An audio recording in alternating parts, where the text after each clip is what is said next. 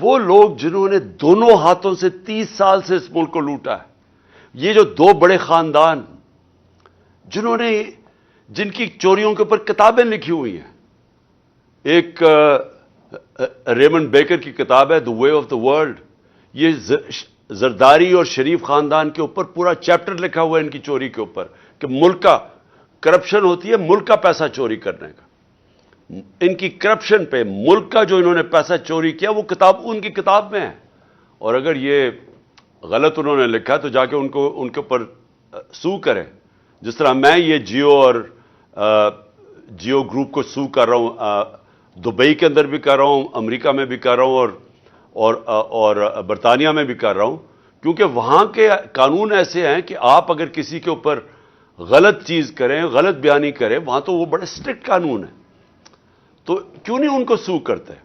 ادھر ایک اور کتاب ہے سوسکن کی وے آف دا ورلڈ، جس میں وہ بلاول بھٹو کی والدہ بتا رہی ہیں کہ کتنے دنیا کے اندر باہر کے ملکوں میں ان کے بینک اکاؤنٹس ہیں، وہ اس کتاب میں لکھا ہوا ہے۔ بی بی سی کی ڈاکیومنٹریز بنی ہوئی ہیں، بی بی سی نے ڈاکیومنٹریز بنائی ہیں شریف خاندان اور زرداری خاندان کی چوری کے اوپر، تو ان کو ساروں کو پاک کیا جا رہا ہے این آر او 2 دے کے۔ N R O general Musharraf نے دیا تھا، 4 گنا پاکستان کے قرضے بڑے تھے این آر او 1 کے بعد، لوٹ مار ہوئی تھی، ہم نے اٹھایا تھا وہ بینکرپٹ ملک جو 2018 کو ہمیں ملا تھا کہ جب دیوالیہ نکلا ہوا تھا، اور یہ اب N R O 2 general Bajwa نے دیا ان کو کہ یہ اب آئے ہیں سارے پاک ہو کے، اور آہستہ آہستہ ان کے سارے کرپشن کیسز ختم ہو رہے ہیں، اور ایک ایک یعنی قانون بنائے ہیں انہوں نے نیب امینڈمنٹس میں کہ ایک ایک کی کرپشن معاف ہو رہی ہے، کوئی ہمیں حملہ نہیں کرے گا۔ لیکن اگر ملک ہی بینکرپٹ ہو گیا تو جو لوگوں نے ہمیں پھر وہاں سے بیل آؤٹ کرنا ہے وہ کیا قیمت مانگیں گے؟ ہم سب جانتے ہیں وہ کیا قیمت مانگیں گے۔ میں یہ ویسے واضح آج کرنا چاہتا ہوں کہ میں یہ ایک تاثر دیا جا رہا ہے کہ جناب ہم چاہتے ہیں کہ ملک کی اسٹیبلشمنٹ ہماری مدد کرے۔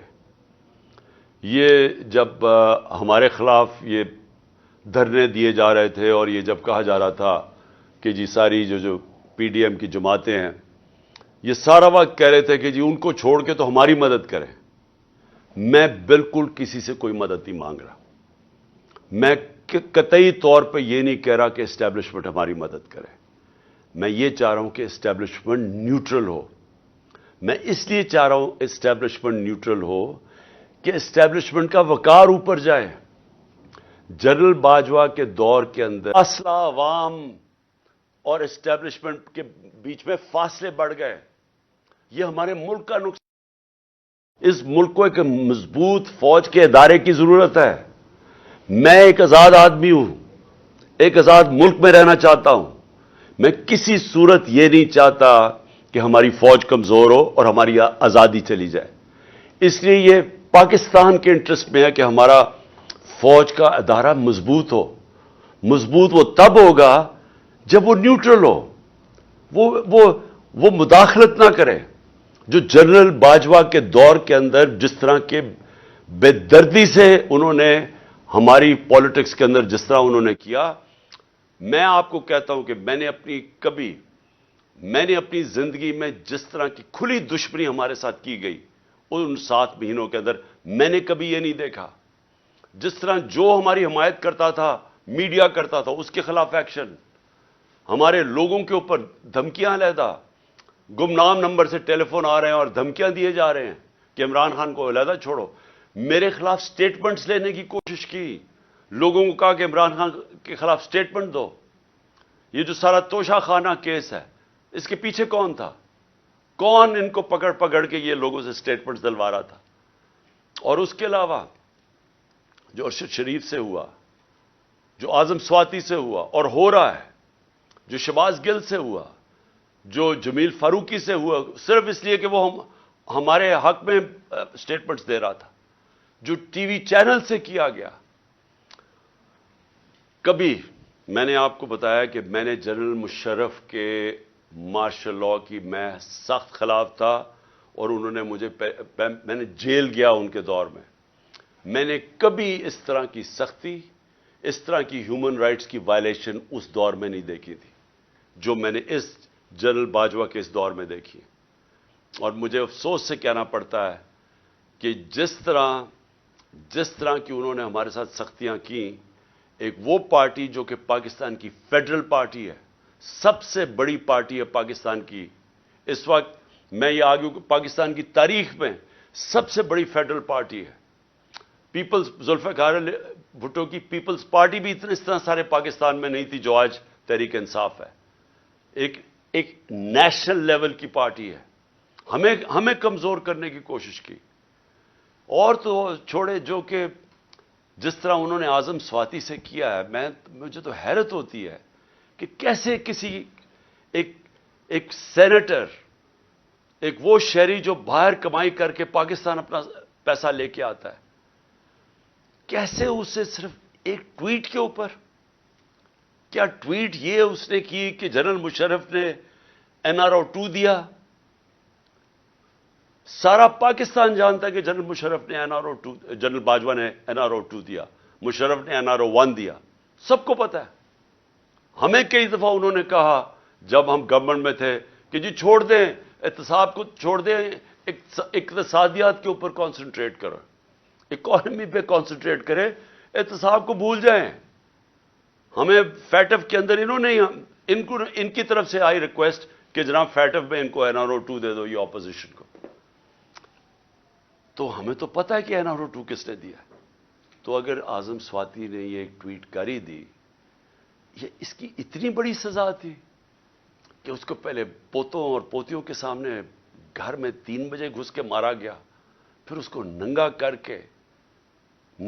کر کے ISI نے اس کو مارا علیحدہ، اور اس کے بعد اس کو جو کیسٹ اس کی بیوی اور بیٹی کو دی گئی وہ گندی کیسٹ، اور اس کے بعد اب اس کے اوپر 30 کیس اور کر دیے ہیں. اس عمر میں آدمی کو کبھی کوئٹہ جا رہا ہے اور کبھی سندھ جا رہا ہے، اور میں آج کوئٹہ اور سندھ کے ہائی کورٹس کو سلام پیش کرتا ہوں کہ جس طرح انہوں نے سٹینڈ لیا اس کے اوپر. لیکن کیا یہ ایک مہذب معاشرے میں، ایک ڈیموکریٹک معاشرے میں ہوتا ہے؟ یہ تو ڈکٹیٹرشپ میں بھی اتنا برے حالات نہیں تھے. اور اس کے بعد شہباز گل، اس کے اوپر 8 کیس اور کر دیے ہیں. میں ایکس پرائم منسٹر پاکستان کا، مجھے پتا ہے کس نے گولیاں، کس نے میرے اوپر قاتلانہ حملہ کیا، مجھے پتا ہے وہ کون ہے. میں اپنی FIR نہیں کٹوا سکا، تو اور کون کٹوائے گا پاکستان میں؟ اور کون آج مجھے بتائیں کمزور آدمی، اگر ایکس پرائم منسٹر سب سے بڑی پارٹی کا ہیڈ اگر وہ نہیں کر سکتا تو باقی کون کر سکتا ہے؟ تو یہ ہیومن رائٹس کا حال ہے آج. ہم بات کرتے ہیں کہ جی مقبوضہ کشمیر میں بہت بڑے برے حالات ہیں، تو یہاں کیا ہیں؟ یہاں کون سے ہیومن رائٹس رہ گئے ہمارے؟ اور مجھے بڑے افسوس سے کہنا پڑتا ہے، میں پوری ریسپیکٹ سے میں اپنی اعلیٰ عدلیہ سے پوچھنا چاہتا ہوں کہ دیکھیں، اگر آپ ہمارے فنڈامنٹل رائٹس کی، اگر آپ ان کی حفاظت نہیں کریں گے تو اور کون کرے گا؟ کیوں کوئی باہر سے آ کے ہمیں کرے گا؟ ہم بار بار یہ کہہ بیٹھے ہیں، ارشد شریف کی والدہ کی فریادیں سنیں، ہمیں پتہ ہے اس بیچارے سے کیا ہوا ہے. اگر وہ نہیں اپنی FIR کٹوا سکتی، ایکس پرائم منسٹر نہیں کٹوا سکتا. اور میں یہ بھی سوال پوچھنا چاہتا ہوں کہ کیا جنرل مشرف کو جب ہم تنقید کرتے تھے، اور ہم کھل کے جنرل مشرف کی تنقید کرتے تھے، تو کیا ہم فوج کی تنقید کر رہے تھے؟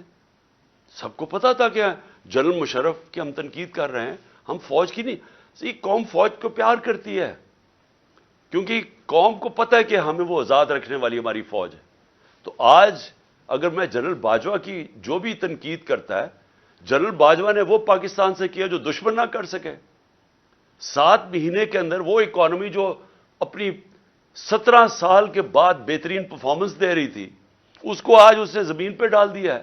آج پاکستان کے لوگوں کو یہ نہیں سمجھ آ رہی کہ اب پاکستان جائے گا کدھر. ہمیں تو یہی نہیں سمجھ آ رہی کہ اب اس میں سے نکالے گا کیسے کوئی. ہمیں تو یہی نہیں سمجھ آ رہی کہ یہ جو چور ہمارے اوپر مسلط کر دیے گئے ہیں، سوائے اپنی چوری بچانے کے لیے پتہ تو بتائیں کہ انہوں نے اس اکانومی کو ٹھیک کیسے کرنا ہے. اور اب یہ 30 سال دونوں اقتدار میں رہ چکے ہیں, کب انہوں نے اکانومی کو ٹھیک کیا تھا؟ یہ تو جب سے آئے ہیں پیسہ بنانے کے چکر میں ہیں.